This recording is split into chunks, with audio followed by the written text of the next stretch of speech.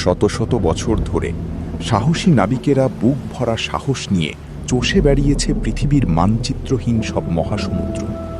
মুখোমুখি হয়েছে বিশাল সব সামুদ্রিক ঝড় আর রক্তপিপাসু জলদস্যুদের। কিন্তু এমন একটি জিনিস ছিল যা সমুদ্রের সবচেয়ে অভিজ্ঞ আর কঠোর ক্যাপ্টেনদের বুকেও কাঁপন ধরিয়ে দিত, আর তা হল দ্য ক্র্যাকেন। নর্স মিথোলজি বা ভাইকিংদের বিশ্বাস অনুযায়ী এটি কেবল কোনো মামুলি সামুদ্রিক দানব ছিল না, এটি ছিল পাতালপুরীর অতল গহ্বর থেকে উঠে আসা এক অকল্পনীয় ও দানবীয় অস্তিত্ব। বলা হতো এই জীবটি আকারে এতটাই বিশাল ছিল যে এটি যখন সমুদ্রের বুকে শান্ত হয়ে ভেসে থাকত তখন দূর থেকে নাবিকেরা একে ছোটখাটো দ্বীপের ঝাঁক ভেবে ভুল করত, আর এই একটি মাত্র মারাত্মক ভুলই কেড়ে নিত তাদের জীবন। ক্রাকেন কেবল অন্ধের মতো আক্রমণ করত না, সে ছিল গভীর সমুদ্রের এক চতুর এবং দক্ষ শিকারী। এই দানবটি সমুদ্রের উপরিভাগে ভেসে ওঠার আগে মহাসমুদ্র নিজেই নাবিকদের এক ভয়ঙ্কর সতর্কবার্তা দিত। হঠাৎ করেই পুরো সমুদ্র একদম নিস্তব্ধ এবং মৃত হয়ে যেত, যেন কোনো এক অদৃশ্য থাবায় থমকে গেছে বাতাসের গতি। এরপরই শুরু হতো আসল আতঙ্ক। সমুদ্রের তলদেশ থেকে উঠে আসা দানবের ভয়ে হাজার হাজার আতঙ্কিত মাছ পানির উপরে ভেসে উঠত প্রাণ ভয়ে ছুটে পালানোর জন্য। এরপর জাহাজের চারপাশের পানি এক অদ্ভুত তীব্রতায় টকবক করে ফুটতে শুরু করত, বুদবুদ উঠত এবং বাতাস ভরে যেত এক নরকীয় বিষাক্ত দুর্গন্ধে। জাহাজের নাবিকেরা যখন বুঝতে পারত যে আসলে কি ঘটতে চলেছে, ততক্ষণে তাদের পালানোর সব পথ চিরতরে বন্ধ হয়ে গেছে। ঠিক এর পরপরই শুরু হতো সেই জীবন্ত দুঃস্বপ্ন।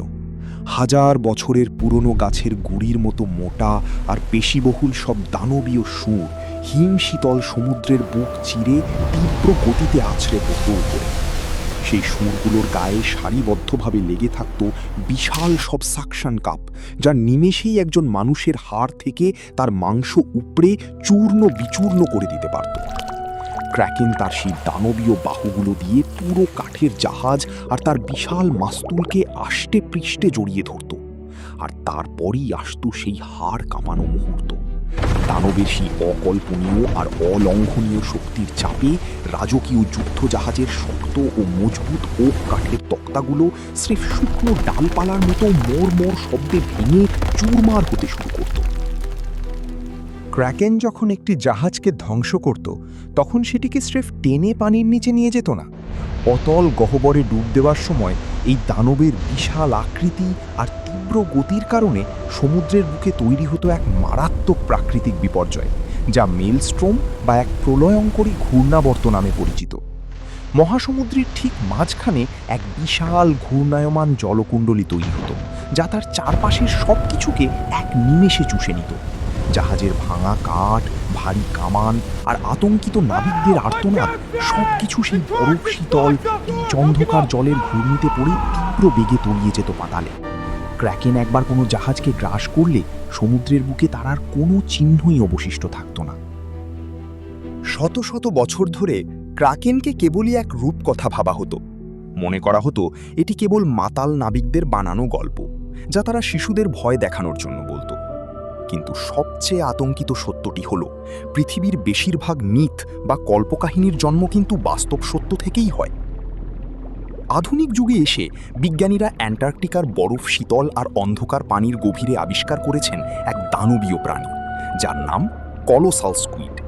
প্রায় 46 ফুট পর্যন্ত লম্বা এই জীবটির চোখগুলো এক একটি বড় ডিশ বা ডিনার প্লেটের সমান, আর এর সুঁড়গুলোতে রয়েছে খুরের মতো ধারালো সব হুক বা বড়শি।